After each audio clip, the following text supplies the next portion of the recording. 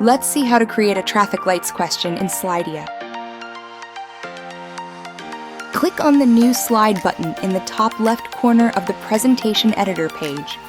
Choose the traffic lights slide type from the popular question types.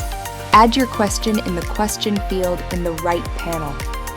Click on Add a longer description to add more content to describe your question or to give a hint for the question. Enter your options for red, yellow, and green in the respective fields. Click on the Show Results in Percentage checkbox to show the responses in percentage.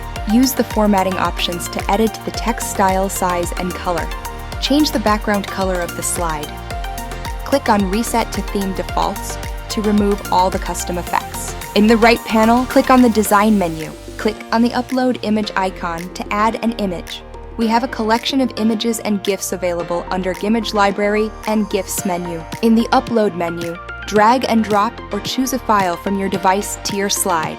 Your file should be in PNG, GIF, JPG, or SVG format with a maximum file size of 15 megabytes.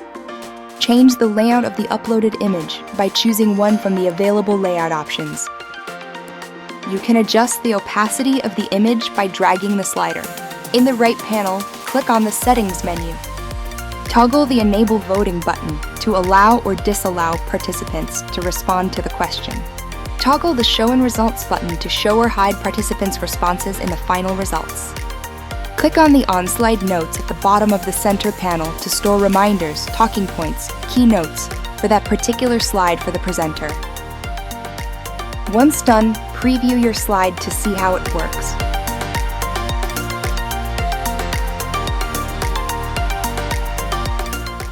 Present it to your audience and start collecting responses.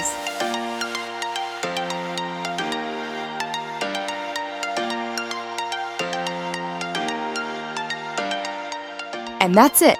It's your turn to create amazing presentations with traffic light slides.